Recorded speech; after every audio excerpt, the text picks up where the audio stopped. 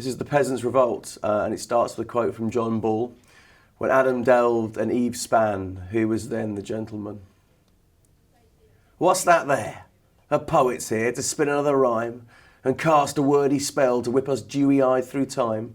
Perhaps he'll draw some parallels and make us scratch our chins and land a blow or two, much to the status quo's chagrin. And hark, we'll hear the mighty falling, oh, what a happy din. Or maybe he's just here to say, the house will always win.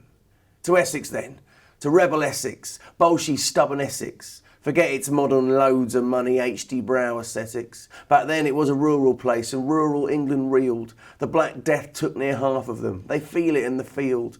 And there's a war, a bloody war, a war that never ends, a distant war, a costly war.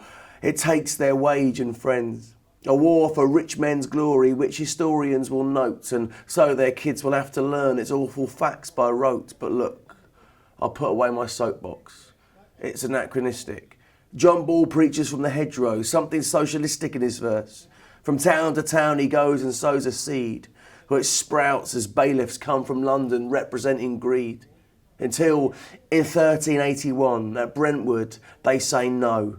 They face the king's man, fob him off with sticks and ancient bows.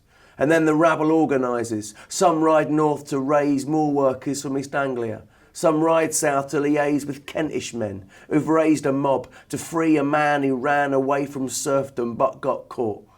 And so it all began. And some of them were just and brave, committed to their cause. And some were simply angry, and some no doubt were bores. But revolutions need all three. And then they need a star, a charismatic leader who can strut the strut and blah the blah. So enter then Wat Tyler, whose nom de guerre they shout out to this day on protests who we don't know much about. A canvas onto which to paint our hope and our belief. And what a thing it must have been to see them at Blackheath. Thousands of them, starving, stinking, further now from home than most of them have ever been. And what a dice they've thrown. Their anger set to desperation, each a wanted man, as Tyler brings up Bull to speak. When Adam delved and Eve span, who was then the gentleman? He says this, stops each pike from rattling. All men in nature were created alike.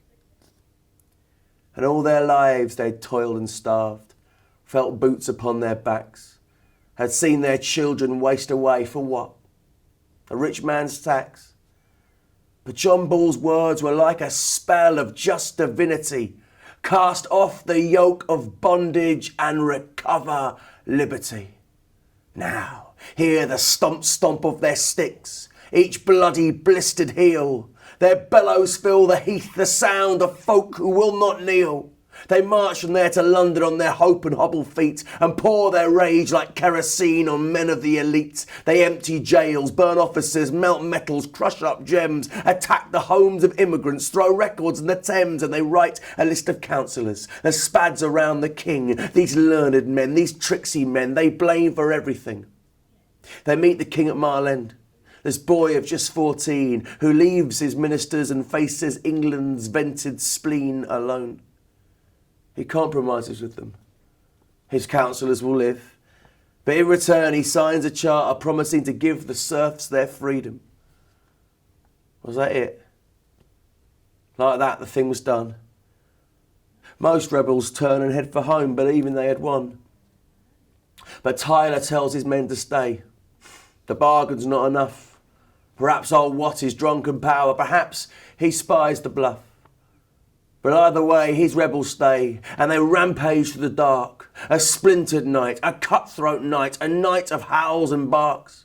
When all the rage of a barbaric age froths up from the throats of men bereft of hope and trust. Come morning, London smokes and sobs and bleeds, while Tyler calls his battered men from brawls to meet the king at Smithfield, beyond the city walls. 1,000 rebels to the west, the king's men to the east. The king calls Tyler forward. He ambles, grins and greets King Richard as his brother. The audacity of that reverberates around the men. They feel it like a slap. The courtiers all bristle. What demands another charter? And while you're at it, bring some ale. To stand like that and barter with the king. Oh, he's gone too far. The courtiers step up.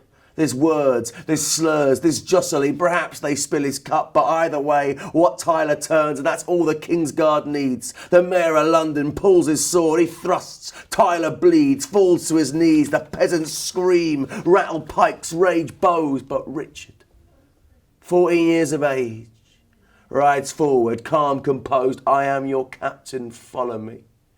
It works, but how? Search me. He leads the mob to Clerkenwell and he offers clemency.